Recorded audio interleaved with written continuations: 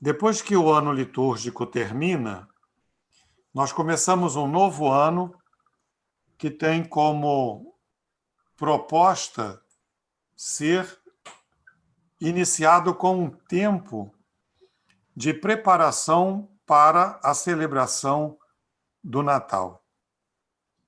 Se a gente for parar para pensar um pouquinho, toda a realidade da Sagrada Escritura é a apresentação de um grande diálogo aonde Deus vai falando e o ser humano vai respondendo. E isso, de uma certa maneira, a gente experimenta quando nós celebramos a Eucaristia e também um pouco os outros sacramentos, não é? De um lado, a fala daquele que preside a celebração e as respostas que vão sendo dadas ao longo de toda a celebração. No caso, na situação brasileira, isso ainda fica mais visível, porque já há muitos anos, desde pelo menos 77, 78, que as orações eucarísticas, diferentemente de outros lugares pelo mundo afora, elas são orações eucarísticas que têm respostas da Assembleia. E isso tudo dentro desse contexto, dessa realidade litúrgica de celebrar esse nosso encontro com Deus, um encontro que é dialogal. Não somos só nós falando e nem tampouco é Deus só falando. É Ele que vai nos apresentando sua proposta de vida, apresentada nas leituras, no Salmo, nas orações e no próprio sacrifício de Jesus, que a gente renova em cada Eucaristia. Jesus, um dia nascido, que tem sua vida pública, de anúncio do reino, e depois vem a ser preso, condenado, morto e que ressuscita. Isso é o que vai sendo apresentado em toda a liturgia, principalmente de forma mais visível no sacramento da Eucaristia, e nós vamos acolhendo essa palavra e vamos dando respostas daquilo que a gente quer viver. É claro que talvez alguém pudesse dizer, poderiam ser respostas dadas de cada um do seu jeito? Talvez até pudesse, mas nós perderíamos muito daquilo que a celebração da Eucaristia é, que é uma celebração de comunhão. Então, como um corpo, todos respondem às mesmas falas, não é? Seja o amém, seja ele está no meio de nós, seja cada uma das respostas que todos vocês, se não sabem de cor, com o folheto da missa, são lembrados e vão sendo recordados a cada momento. Então, dentro dessa realidade, o advento se vem colocar como um momento muito intenso que vai trazendo toda a experiência de uma promessa que foi feita no Antigo Testamento, e os profetas, todos eles vão se referir a essa promessa de que Deus vai insistentemente convidando o povo judeu a viver uma experiência de vida com Ele, de comunhão, e que, ao mesmo tempo,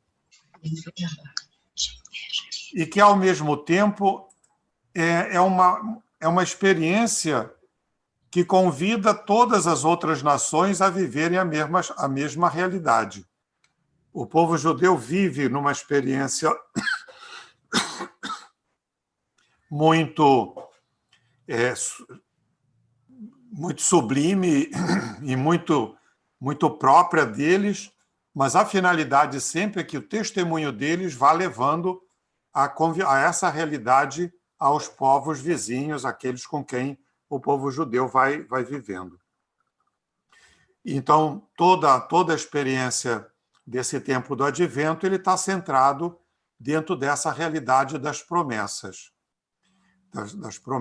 da promessa de Deus feita através dos profetas, de que ele enviará alguém que conduzirá o povo judeu e fará com que todos os povos se sintam acolhidos e integrados dentro da realidade da vida de comunhão com ele. No cristianismo, isso vai se realizar, porque Jesus é a resposta a essa promessa. É ele que vem para trazer a vida, para trazer a boa nova e inaugurar esse novo tempo, não é? E a gente vai lembrando disso em muitos momentos da realidade. O primeiro momento em que se pensou para comemorar o nascimento de Jesus um tempo de preparação foi mais ou menos por volta do século IV, final do século IV, 380 aproximadamente, que naquela região da Península Ibérica se pensou num tempo.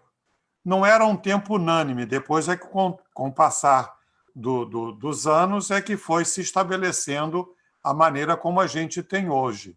Começou com 3 semanas, algumas dioceses prescreviam até 70 semanas, 7 semanas de preparação, mas acabou se configurando naquilo que a gente hoje tem como prática de celebração. É interessante a gente perceber que todo o tempo do Advento ele tem uma característica. Algumas expressões são apresentadas para nós como um modo de acolher esse mistério, né? Então, quando a gente para e pensa nesse tempo do Advento, a gente olha para cada domingo e a gente vai descobrindo que a temática desse momento ele é, ao mesmo tempo, uma espera e esperança, uma espera que não é acomodada, mas é uma espera produtiva, uma esperança que não é um deixar acontecer, mas é um ir fazendo, ir realizando o sonho, ao mesmo tempo a atenção de estarmos sempre atentos e vigilantes e vivendo na alegria, essa experiência da alegria, irmos preparando a vinda do Senhor.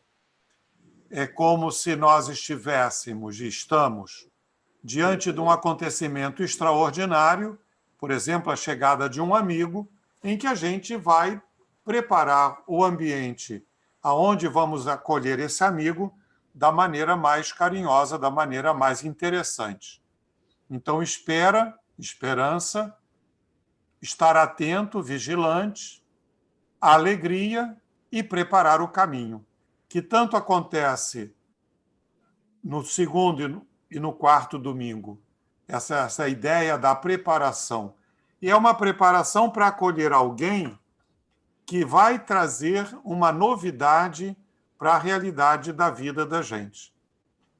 O Advento ele tem uma dimensão de ajudar a gente a perceber que a vinda de Jesus é um acontecimento da salvação na realidade da história real, da história da vida. E tem, ao mesmo tempo, uma dimensão de olhar para o futuro e perceber que a gente precisa nos tornarmos missionários dessa vinda mais plena lá no tempo final, quando chegar a época do final dos tempos, não é? Então, ela tem um momento, uma dimensão presença para a realidade visível da gente e, ao mesmo tempo, uma dimensão de nos fazer olhar para o futuro, né? Para aquilo que, às vezes, nos conceitos da nossa doutrina, vai sendo falado que é um conceito de escatologia, de olhar para a segunda vinda de Jesus. Cada um desses temas ele vai sendo aprofundado, não é? Por quê? Porque ele quer fazer com que a gente entenda que a realidade de Jesus, ela não é uma realidade de um mistério, de uma vinda do Senhor que vai ficar projetada para lá, para longe. Ela é a realidade concreta de Jesus que se faz história. Por isso é que, por exemplo, nessa semana que a gente está vivendo, desde ontem, dia 17, nós começamos a ler textos muito interessantes. Por exemplo, um texto que fala de os antecedentes de Jesus, não é?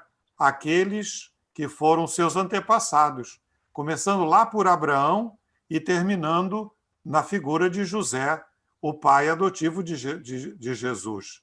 Já que, na realidade concreta do povo judeu, cada judeu é só judeu porque a mãe quer que seja, porque é ela que dá a luz e ela é judia, mas o pai tem um papel preponderante, não é?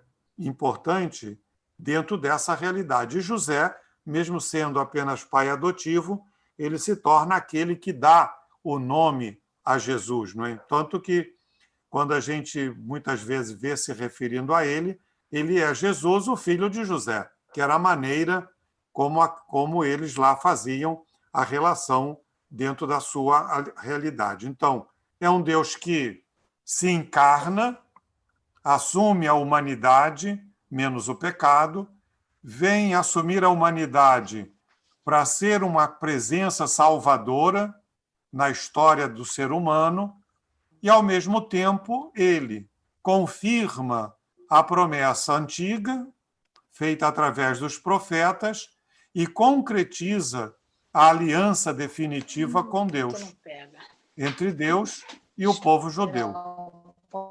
Se a gente parar para pensar na realidade dessa aliança, a gente vai vendo assim, primeiro conceito da aliança é a criação.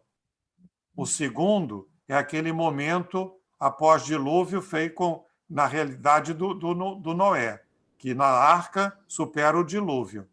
A terceira é com Abraão, que dá início a um povo que tem a missão de ser um sinal de Deus no meio do mundo.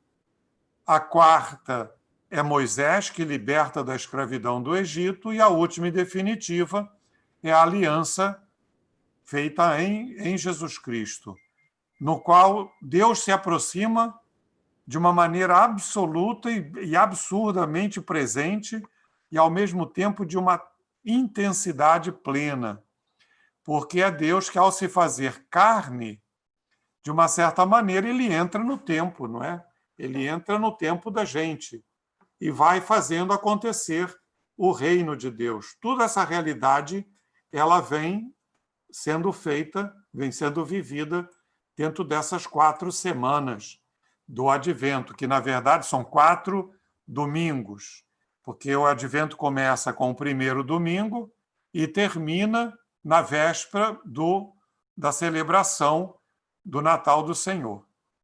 Ele quer recordar, o Advento quer que a gente olhe de uma maneira assim muito simples, mas muito intensa, para um Deus que está querendo se revelar.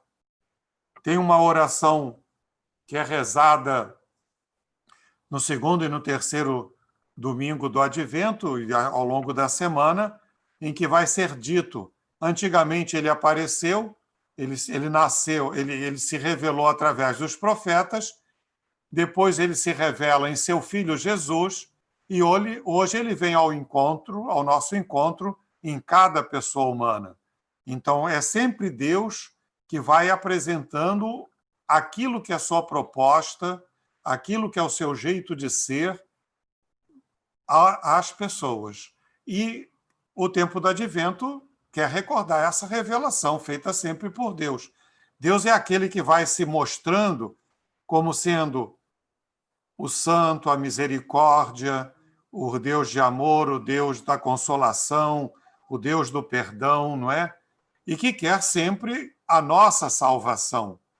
Ele quer realizar, ele quer que a gente vá se realizando, preparando e vá vivendo a nossa vida sempre em função daquilo que é o dia do Senhor, que vai ser no final dos tempos, mas que para nós é cada momento. É por isso que, por exemplo, o domingo, todos os domingos, do ponto de vista da nossa fé, ele é sempre o dia do Senhor, porque a gente entra pela celebração da Eucaristia nessa dinâmica de acolher o Deus que se revela e responder a ele positivamente, aceitando a salvação que ele nos oferece. Nunca é uma imposição. O caráter do nosso Deus, do Deus cristão, é sempre um Deus que se apresenta, é sempre um Deus que se propõe. Tem, às vezes, até momentos muito interessantes da fala de Jesus, que é exatamente essa realidade. Nós líamos recentemente agora, já no tempo do Advento, e no finalzinho do tempo comum, a presença de dois cegos que se aproximam de Jesus e pedem para ele os curar. Resposta de Jesus: vocês têm certeza que eu sou capaz de fazer isso? Para mostrar a característica mais preciosa, que é o Deus que se apresenta a gente, respeita a nossa liberdade e oferece a nós uma proposta que a gente precisa acolher. E toda essa dimensão ela vai sendo vivida na experiência nossa de igreja. Por isso é que o advento é vivido como igreja, individualmente, mas enquanto inseridos, cada um de nós, dentro dessa experiência, que é a vida da igreja, anunciando o mistério do reino. Talvez a gente pudesse dizer assim, figuras centrais, modelos, não é, exemplos dessa vida, dessa realidade do advento, João Batista, Maria e José. Apesar de que José, às vezes, é uma figura que fica um pouco esquecida. A gente nem sempre se dá conta de que ele também recebeu a visita do anjo, ainda que de modo diferente de Maria, para que o anjo lhe esclarecesse o que estava acontecendo e ele pudesse se entregar de uma maneira corajosa naquela proposta e naquele momento de vida que Deus lhe apresentava. É um momento em que a humanidade toda e toda a criação vivem ou devem viver esse momento do advento como uma espera ansiosa pela manifestação e a concretização mais visível do reino de Deus. No tempo do advento, isso se coloca como uma motivação. Evidente que não é para ser vivido apenas nesse momento do advento, mas a gente vai vivê-lo no tempo mais, no resto de cada momento do ano, seja no tempo da Páscoa, seja no tempo da Quaresma, seja no tempo do Natal, seja no tempo comum. É preciso que a gente perceba a espera vivida no tempo do advento, na espera daquele que há de vir, tem sempre a perspectiva da gente entrar no acolhimento de Jesus e se colocar disponível para poder anunciar o reinado de Deus e viver a experiência da instalação do reino de Deus. A oração eucarística número 5, por exemplo, ela vai, num determinado momento, no finalzinho da oração, ele vai dizer: esse reino que é teu, que é de Deus, mas é também nosso. A gente vai acolhendo.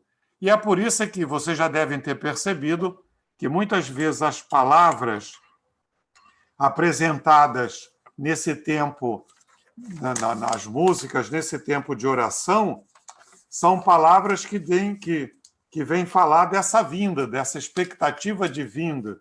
Então, uma expressão que é muito comum é "Vem, Senhor Jesus", que lá numa linguagem muito antiga era escrito Maranatá, "Vem, Senhor", que o Senhor Jesus ele vem ao nosso encontro. O tempo do advento é o tempo de esperança, porque Cristo ele é a nossa esperança, é o acolhimento dessa nossa esperança. E é por isso que, como nem sempre a gente está nessa atitude de acolhimento, é que o advento também é um tempo próprio para a conversão. É preciso que a gente dê uma volta no nosso tempo, na nossa vida, para que a gente comece a acolher e a se colocar próximo de Jesus. Por isso é que na voz do profeta João Batista, depois a gente vai ver isso dito pelo próprio Jesus, é tempo de conversão. O reino de Deus está próximo. Em primeiro lugar, o reino é o próprio Jesus. A gente nunca pode esquecer disso. E só com ele é que a gente entra na dinâmica do reino. Sem Jesus, a gente não tem reino. Numa linguagem muito próxima hoje do Papa Francisco, é ele lembrar: a igreja não é ONG. A igreja, ela é o corpo de Jesus. A igreja é o corpo místico de Jesus. Então, é preciso a gente entrar na dinâmica de Jesus. Não apenas de mente, mas de coração.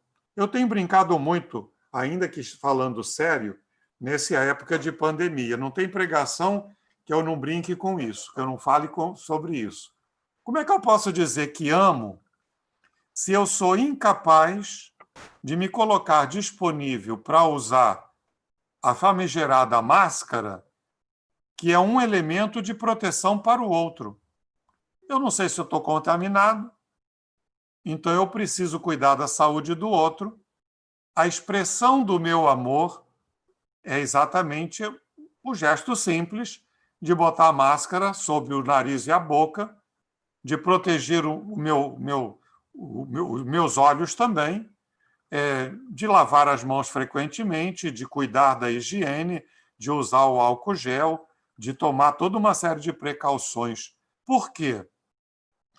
Porque a vida é o elemento central. E uma vida que tem seus múltiplos aspectos. Então, conversão, porque o que domina muitas vezes o ser humano é a dimensão do pecado. O pecado que impede que a gente se prepare, que a gente percorra o caminho de Jesus. Então, a gente identifica o pecado nos egoísmos, a gente identifica o pecado nas ganâncias, nas ambições, no orgulho. A gente identifica o pecado com coisas muito nas injustiças, nos preconceitos e tantas outras coisas, e a gente toma uma atitude. Na expressão de São João Batista, a gente ouvia ele dizer: o machado já está na raiz da árvore. Aliás, essa semana, ou semana passada, eu não lembro jamais,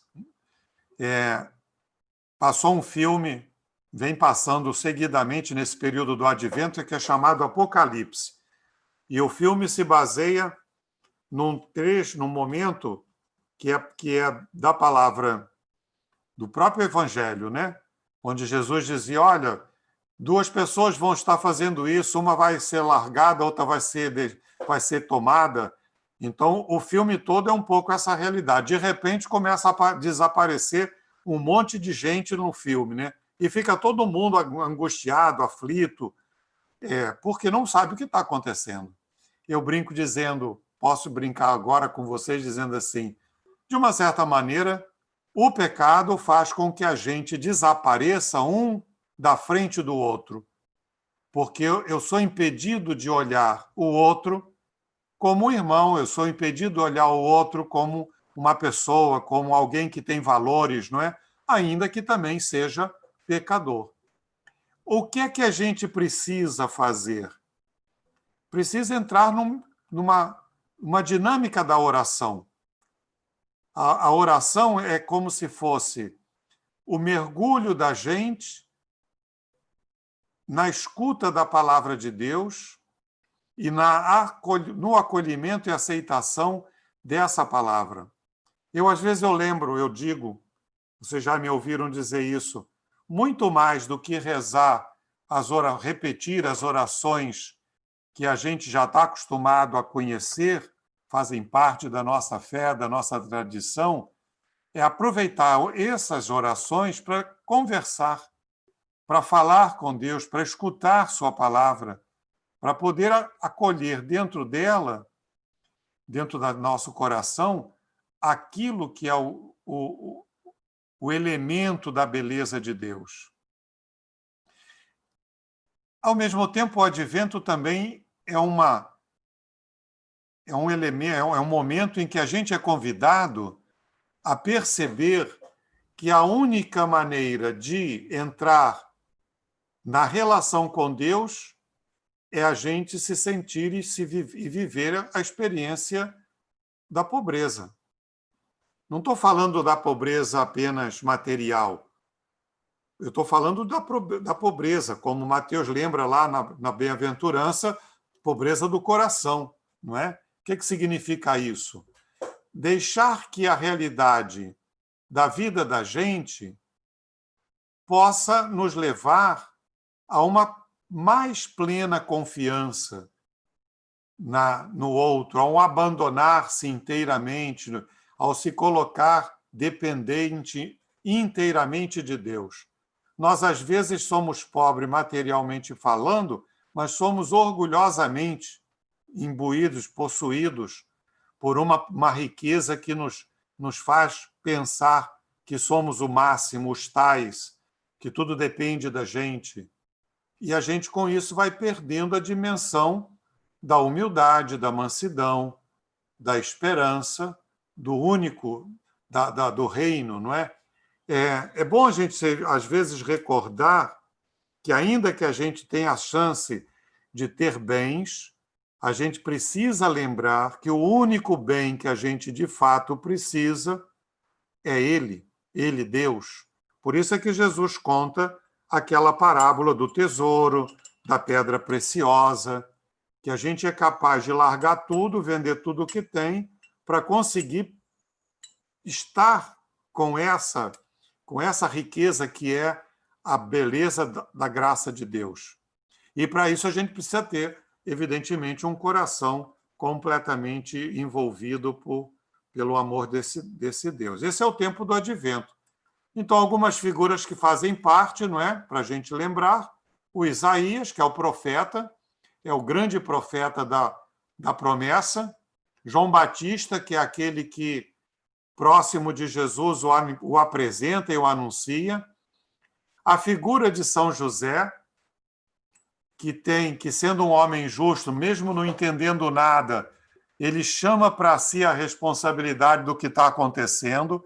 É o texto do Evangelho que foi lido hoje na missa, o início do Evangelho de Mateus, o capítulo 1, logo o versículo 18.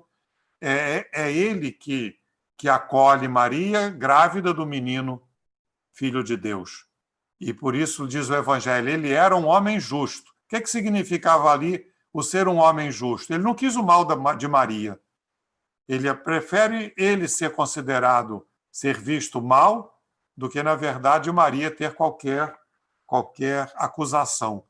E o anjo aparece, então, a ele para dizer, não, José, fica tranquilo, o menino que Maria traz dentro dela é o Filho de Deus. E você está convidado a dar um nome a ele. Isso é assumi-lo dentro da vida e defendê-lo em todos os momentos, como depois um pouquinho da nossa história, da tradição cristã, vai nos apresentar. Para celebrar o Advento, eu já estou falando muito, a gente vai tendo a maneira, todos os paramentos são roxos e hoje em dia temos o hábito de colocar toalhas diferentes, também na mesma cor, dentro tanto no ambão, na estante da leitura, quanto no altar-mor. E no Domingo da Alegria, o tom do roxo ele é atenuado por aquela cor rosácea e faz parte dessa realidade. Então, no Advento também, a gente vai ter a árvore de Natal, o presépio, a coroa do Advento, não é? Tanto na montagem do presépio quanto na armação da árvore de Natal, são momentos que a gente vai vivenciando esse tempo tão precioso, e as decorações da árvore vão variar conforme as tradições e e os modos de ser de cada país.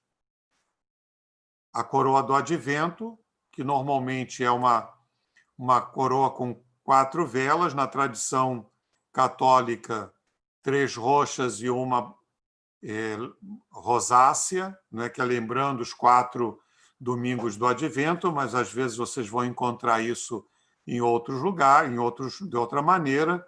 Tem a forma circular, a rama é esverdeada, as fitas ou flores vermelhas ou fazem parte dessa realidade, as bolas lembrando a realidade dos frutos que o cristão deve ter no seu coração, e assim a gente vai vivendo o tempo do Advento.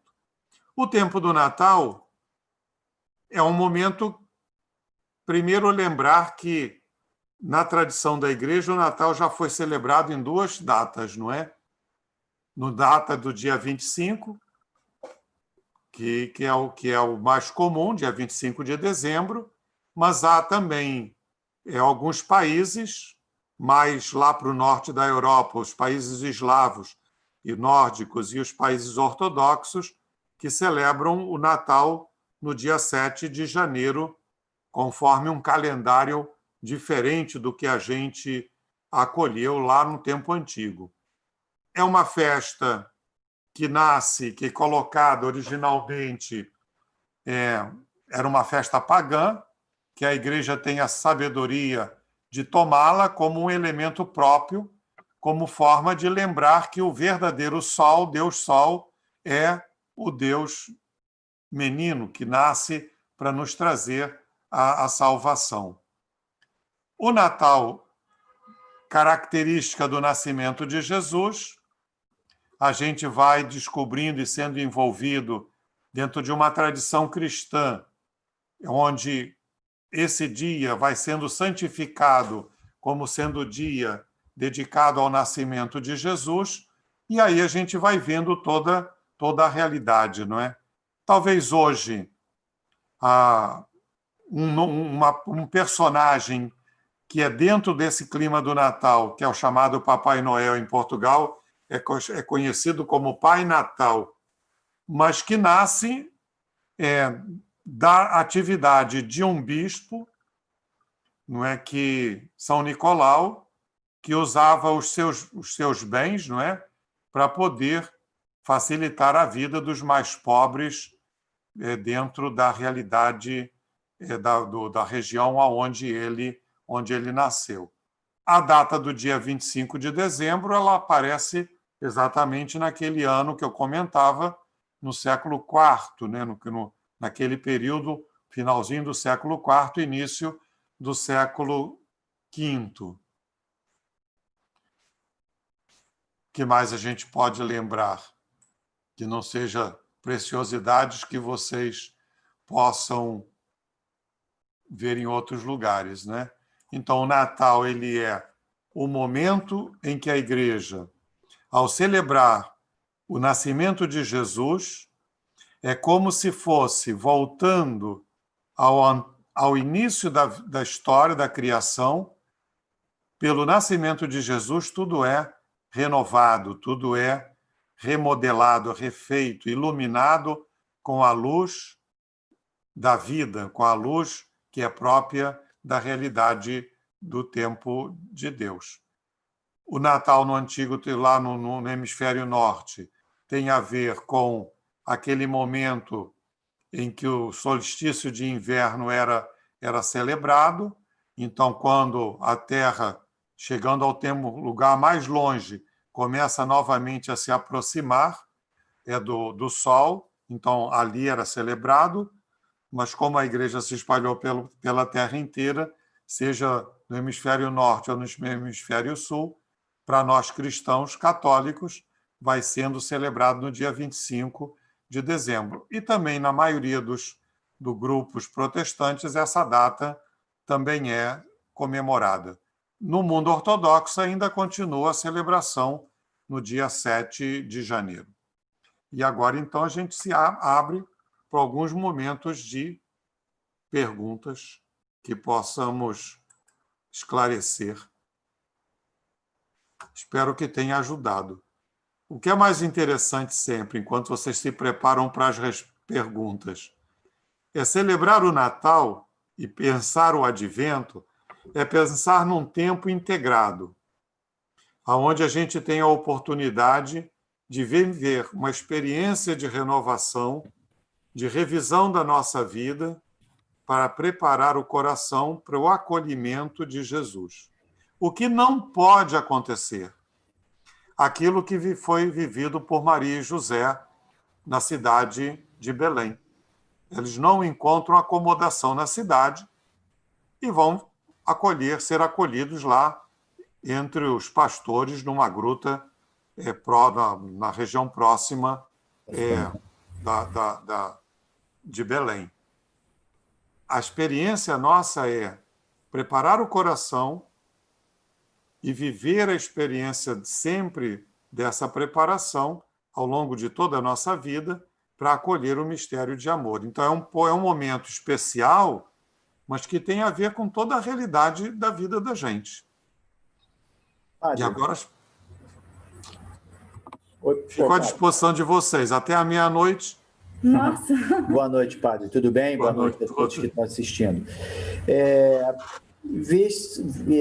Dentro de uma perspectiva desse ano difícil que a gente teve, que está tendo, né, e de alguns meses para frente que poderemos ter, só acha que o Natal ele passa a ter um significado realmente mais próximo do catolicismo, já que esse momento difícil, embora separando as pessoas fisicamente, em alguns momentos reuniu muito mais para a congregação, para estar presente no sentimento de família e de Cristo, do que propriamente o consumismo que o Natal virou. O senhor pensa que isso é uma tendência? Olha, eu acho que, na verdade, a tendência do consumismo ele já está de tal maneira entranhado dentro da vida do ser humano que a gente sempre vai ter que fazer um esforço muito grande para poder se livrar dele. Nesse sentido de fazer do Natal um movimento apoteótico de vendas e compras, etc. Ainda que a economia viva disso, não é? Não tem outro jeito também. A gente também tem que pensar nessa realidade. A troca dos presentes ela tem um elemento interessante. Por quê? Porque ela caracteriza aquilo que deveria ser expressão de carinho, expressão de amor com aqueles que convivem conosco, que estão próximos de nós. Então, enquanto essa dimensão, isso faz parte.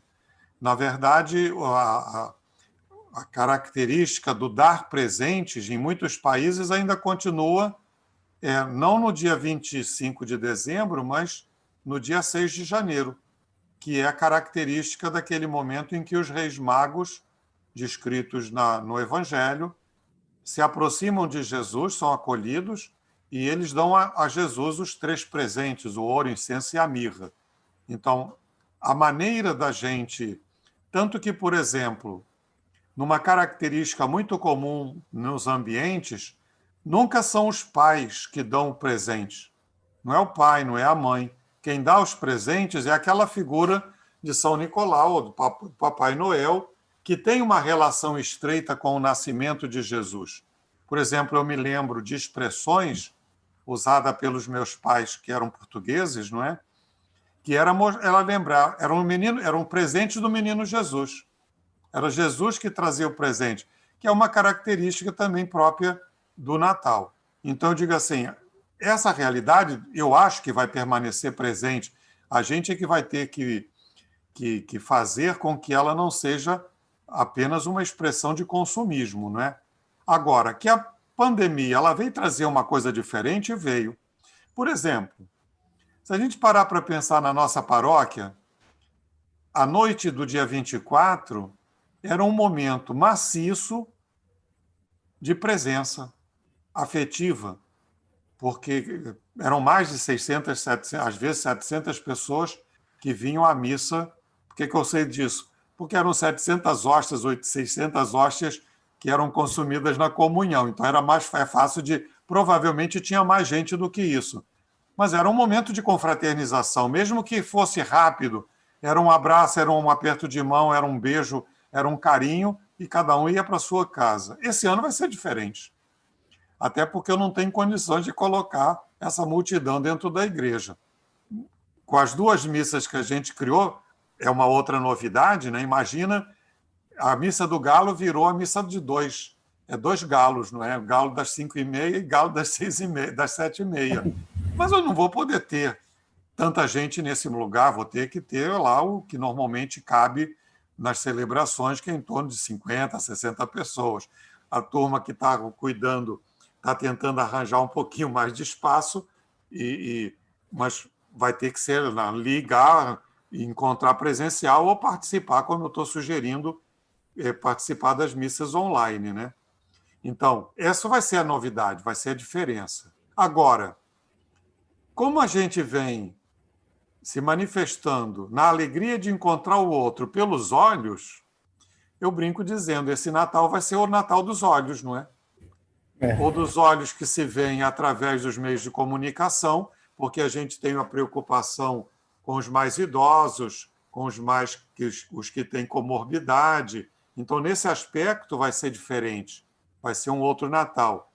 O que eu acho que a pandemia talvez venha a fazer, esse tempo, é relembrar a gente da importância, eu vou brincar com vocês, da importância do abraço, da importância do acolhimento, da importância do coração, que às vezes a gente esquece.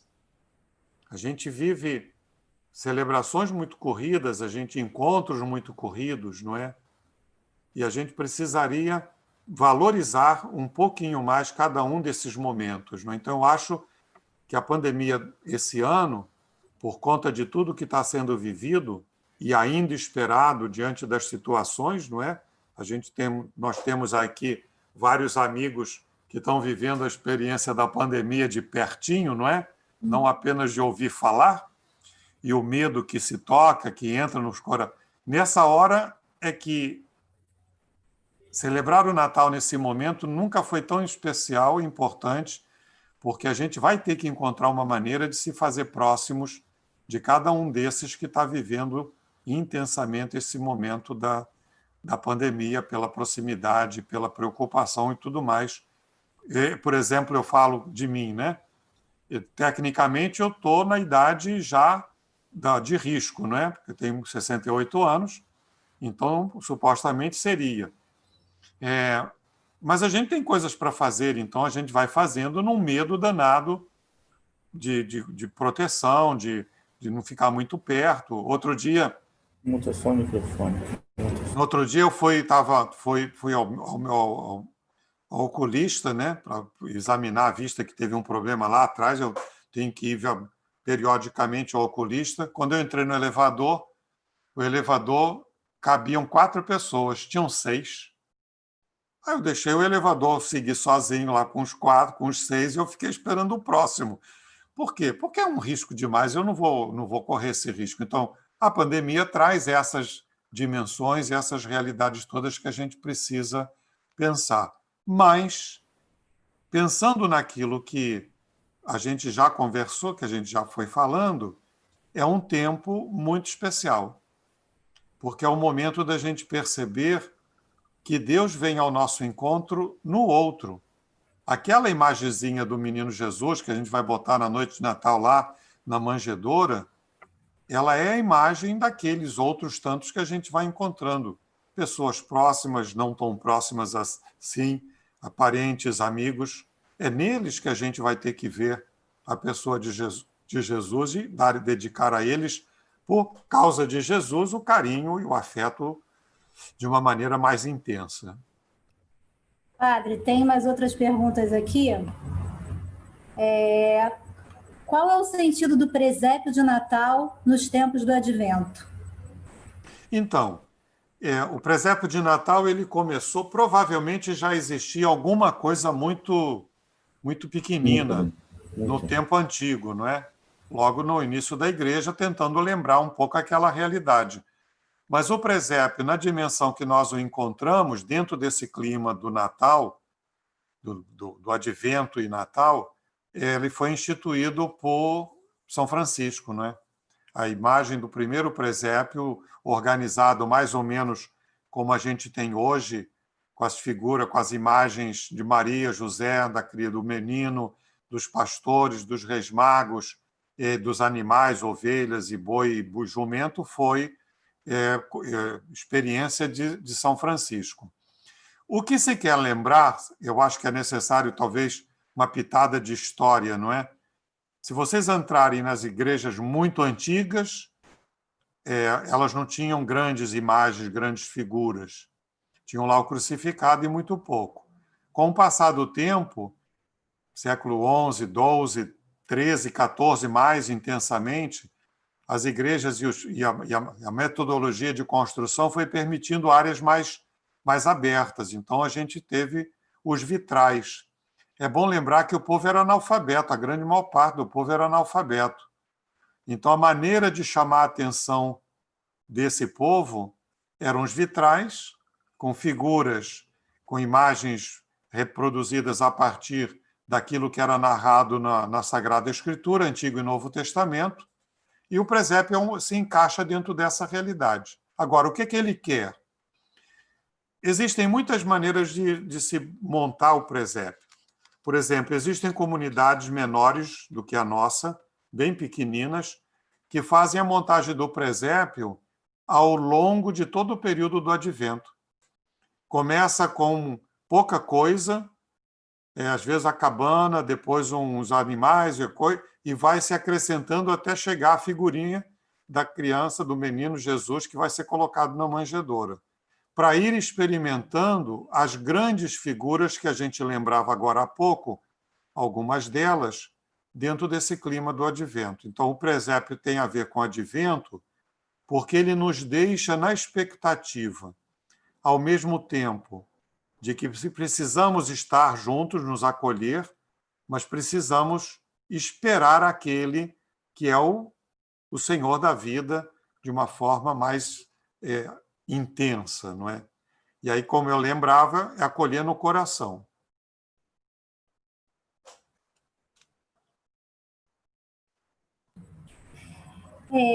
Tem uma pergunta aqui que, na verdade, é que esse ano, né, com a pandemia, foi um ano que as pessoas se reinventaram, né? As pessoas se reinventaram no trabalho, se reinventaram na família, a igreja se reinventou. Então, qual foi, né, o aspecto positivo e negativo para a igreja, né, na sua percepção? Eu vou colocar algumas coisas que eu acho que são preciosas, não é? A primeira coisa é uma lembrança que às vezes está na cabeça de muita gente. E a gente de vez em quando vai ouvindo. A igreja tinha que ficar aberta porque se valorizam, se abriram os bares e isso e aquilo. A igreja tinha que estar também, não tinha, todo mundo anda de qualquer maneira por aí, a igreja tinha que ser também. E aí eu acho que a pandemia fez com que a gente pensasse que a igreja ela tem uma missão que é educar. E educar para a vida. Então, quando ela respeita, leva a sério essas normas que são colocadas como proteção dentro dessa dinâmica da pandemia, ela faz o papel dela de ajudar as pessoas a perceber que eu não sou o umbigo do mundo.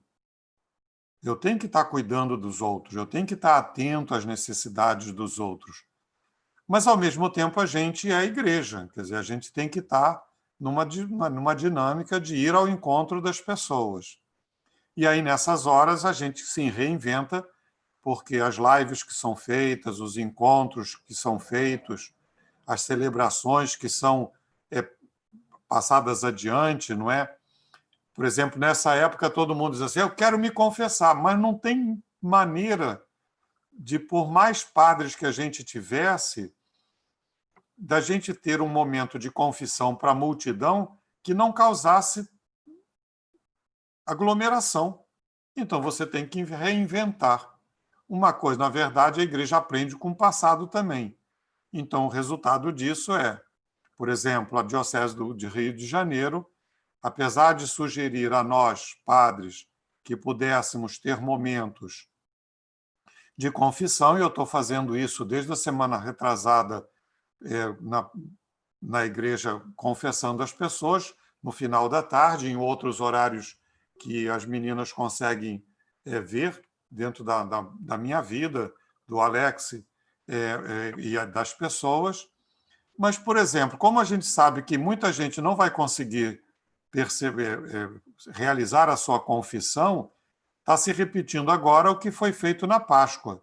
Então, domingo que vem, amanhã à tarde, e domingo que vem, num determinado momento da missa, provavelmente o final da missa, nós vamos fazer um momento que a gente chama de confissão comunitária, né? Absolvição geral, não é? A fórmula da absolvição para que quem está em casa, está com medo, não quer se colocar em risco, se sinta também incluída dentro dessa dinâmica do advento, de conversão, de mudança de vida e tocar a sua vida.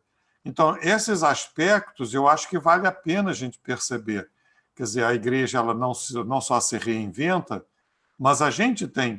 Quer dizer, eu nunca imaginei que eu pudesse atingir 14 mil pessoas e, de repente, olhando o resultado somatório de todo mundo que entra e olha lá dentro do YouTube e do Facebook, revendo as celebrações antigas e as atuais, a gente vai vendo. São 14, 15 mil pessoas que já foram atingidas nesse momento. Então, a gente tem que se reinventar também. Quer dizer, é aquela história, se vocês fizerem uma comparação entre as primeiras missas que eu celebrei quando começou a pandemia e as de hoje, eu estou mais solto, estou mais facilmente, porque a gente acaba se habituando com isso. Agora, o outro contraponto, o que a gente não pode é que fazer da pandemia uma espécie de demônio que a gente quer abolir da vida, é achar que ela não tem um papel. Ela tem um papel também.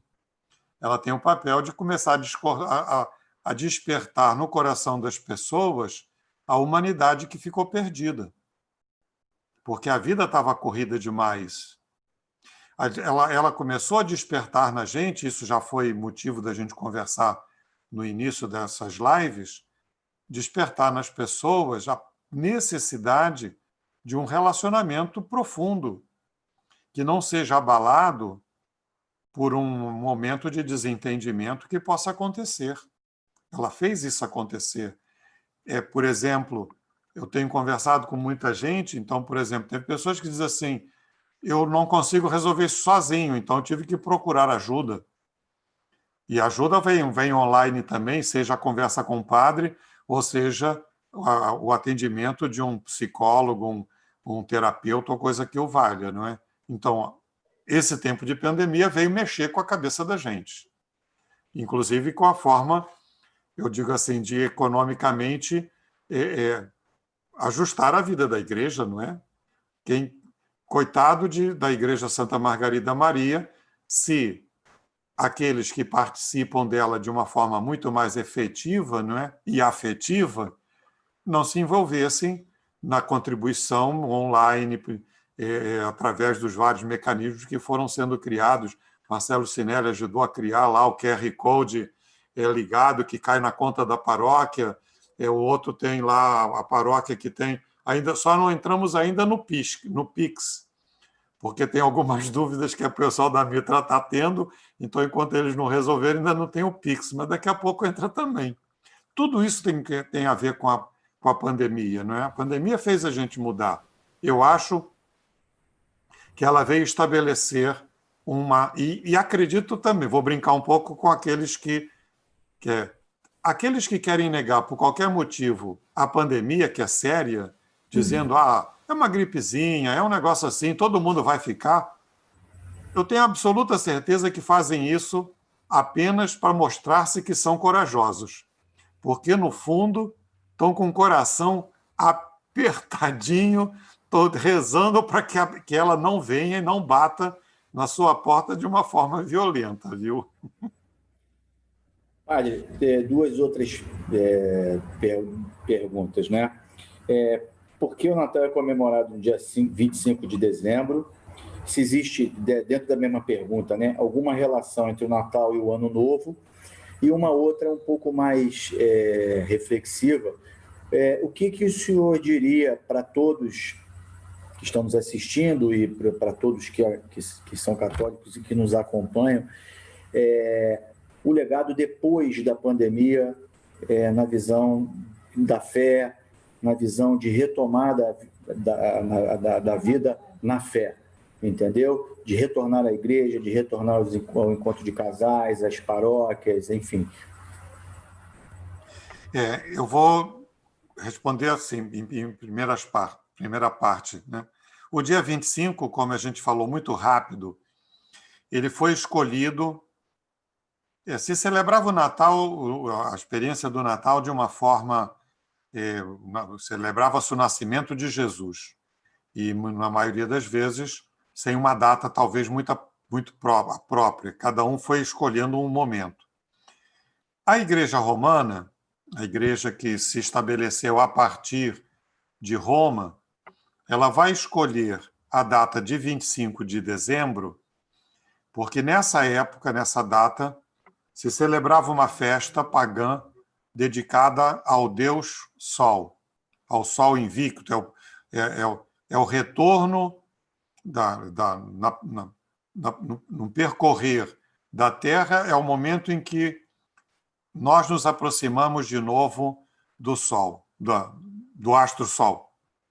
Então a Igreja pega essa data, que era celebrada no universo ocidental, né, no Império Romano, de uma forma, primeiro geral, depois, quando se subdivide em Romano do Ocidente e do Oriente, e se escolheu, então, essa data, 25 de dezembro. A festa da passagem do ano, na verdade, sempre foi uma celebração que não era tanto um momento de missa. A questão da missa foi uma coisa até mais nossa do que brasileira, até do que de outros lugares. Tem outros lugares que se faz uma celebração que é um Te Deum, é uma celebração de ação de graças pela passagem do ano. Com o passar do tempo, foi se celebrando também a Eucaristia.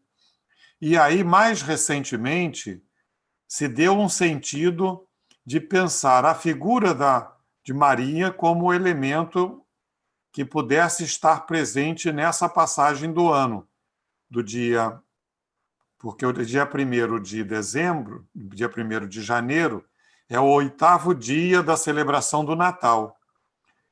E se costumava celebrar antigamente o Natal nesses 8 dias, né? A 8ª do Natal, que era um tempo para poder maturar e aprofundar toda a dinâmica do nascimento de Jesus. Então, a festa que termina a 8ª de Natal é o dia 1º de janeiro, e é uma festa dedicada a Nossa Senhora, com o título de Nossa Senhora, Mãe de Deus e Mãe dos Homens. Então, aí se termina, digamos assim, ainda que a tradição coloca a visita dos Reis Magos junto daquela data do dia 6, 7 de janeiro. 6 para nós e 7 para o mundo ortodoxo, que era uma celebração onde se celebrava ali a realidade do nascimento de Jesus. Então, é mais uma aproximação, não tem nada de uma forma definitiva de que era nessa época. Até porque, provavelmente, para Jesus nascer e ser embrulhado apenas nos trapinhos lá naquela gruta de Belém, provavelmente devia ser um tempo um pouco mais quente, né? Porque era mais simples e tinha pastores lá cuidando dos rebanhos com mais facilidade ao ar livre. Mas isso não foi colocado porque se tomou uma decisão de aproveitar essa festa e se celebrar o Natal. Eu acho que, na verdade, passando à segunda parte, né, a pandemia nos trouxe uma oportunidade de reflexão. Primeiro, ela pode talvez, e essa é uma das preocupações de muitos da igreja, de que ela ter causado uma acomodação nas pessoas. Então, E para isso, por exemplo, muitos técnicos vêm falando que tão logo a pandemia comece a ficar mais palatável, né, com a vacina e etc., que a gente tem que começar o processo de desmame da realidade das missas transmitidas virtualmente, para poder o pessoal começar a sentir de novo a realidade da vida de igreja. Eu sempre digo assim, talvez porque precisa isso? Porque se perdeu, de alguma maneira, já há muitos anos, a dimensão de vida sacramental. Toda a dinâmica da igreja é dinâmica de sacramento, isso é, de ser sinal. E nós perdemos essa beleza. Por exemplo, a quantidade de pessoas cristãs, que se afirmam cristãs, que até têm uma devoção cristã, mas que não vai à igreja, é imensa.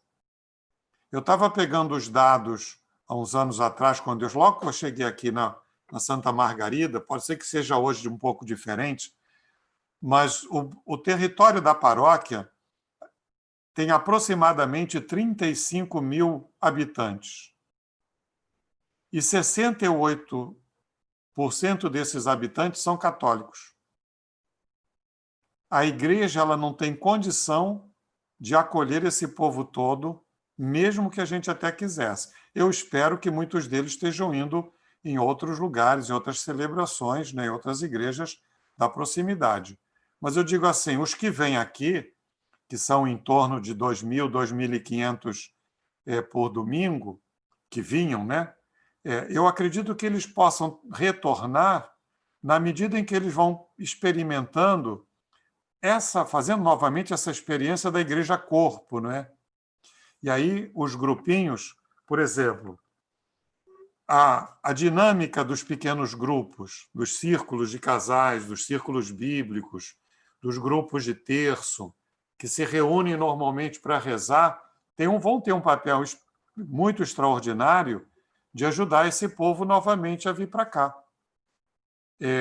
E fazer, aí sim, a gente fazer a articulação desse modo híbrido, não é? Onde aquilo que foi experiência interessante de falar à distância se case com a experiência interessante de viver a realidade da proximidade.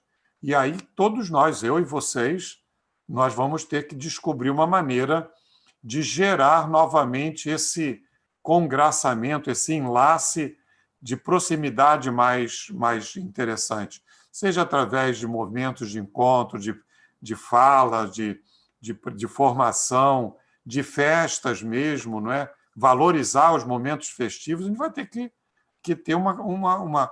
Agora, é assim, eu tenho esperança? Tenho. Eu tenho esperança que no primeiro dia, tão logo a gente consiga dizer, estamos relativamente tranquilos. O vírus continua aí, mas a gente está se vacinando, a gente está preparado, a gente está conseguindo isolar o vírus. Eu fico pensando, precisamos fazer uma grande celebração de ação de graças, de motivação, de animação, para poder viver esse novamente o sentimento de vida de comunidade. Isso a gente vai precisar, não tenha dúvida.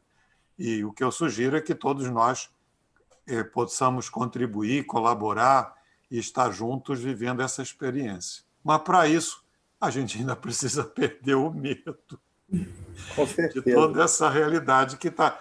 Eu estava pensando, outro dia eu recebi o convite de um colega, ele é um amigo que foi o médico que cuidou da minha mãe durante o período da doença dela e também muitas vezes cuidou de mim, mais de perto, né, quando eu estava lá na Rocinha. E outro dia ele mandava uma mensagem dizendo: Manegão, quando é que você vem aqui para Cabo Frio descansar um pouquinho? Ó, a nossa casa está lá pronta, vamos para lá. Ele tem 2 casas lá, né? Uhum.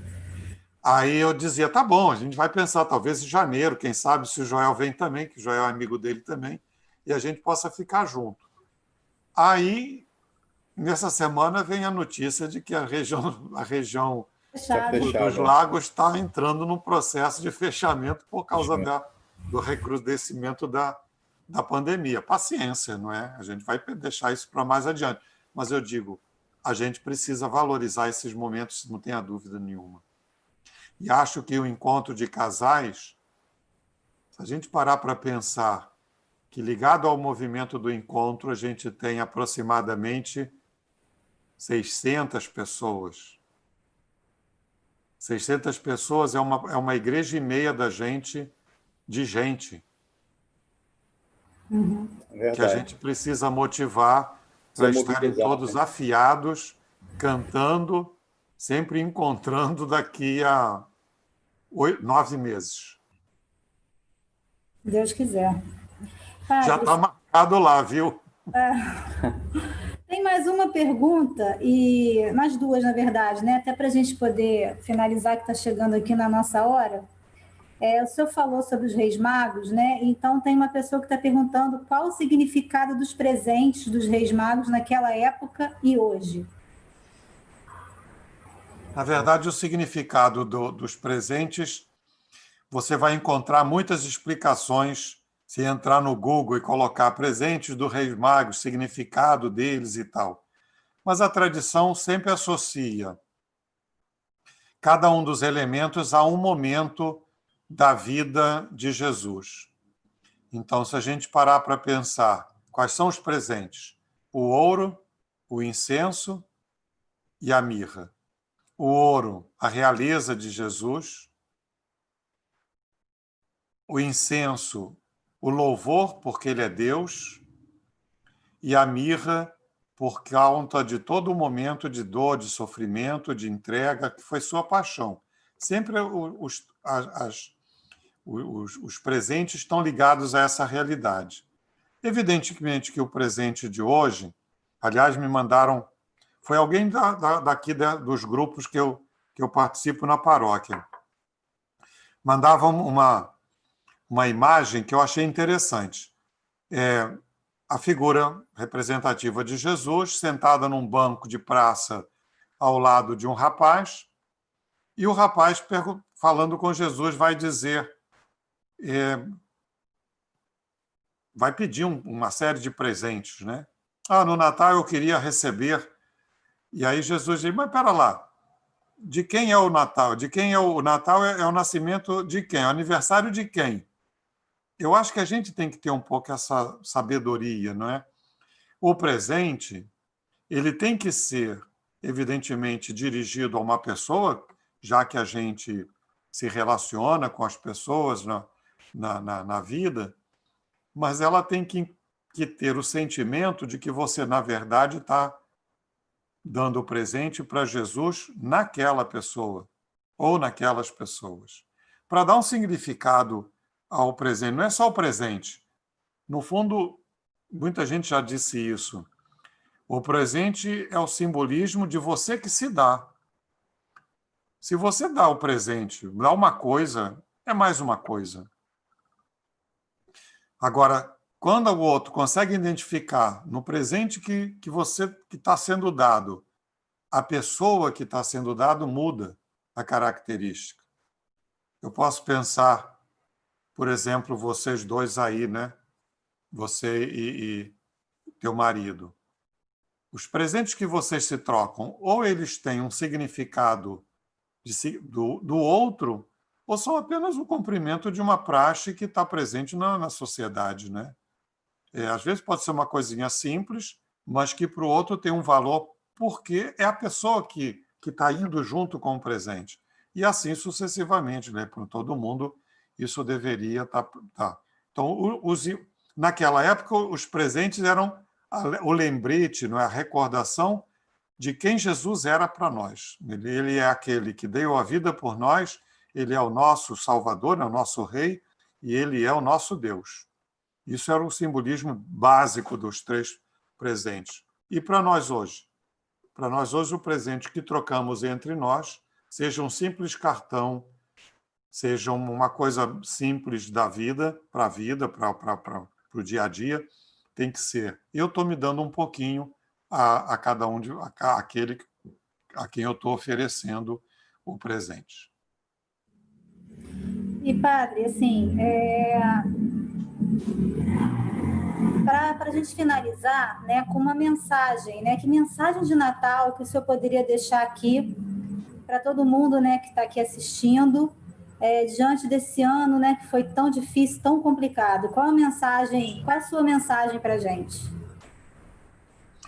Então, eu lembrava lá atrás, falando do Advento e do Natal, muito rapidamente, que, na verdade, o Natal ele tem como característica, de um modo diferente do que vai ser na Páscoa, ele tem a característica de ser para nós, no menino que se oferece, que vem até nós, que é o nosso Deus, que nasce como um de nós, se faz presente a realidade do ser humano como Deus queria que fosse.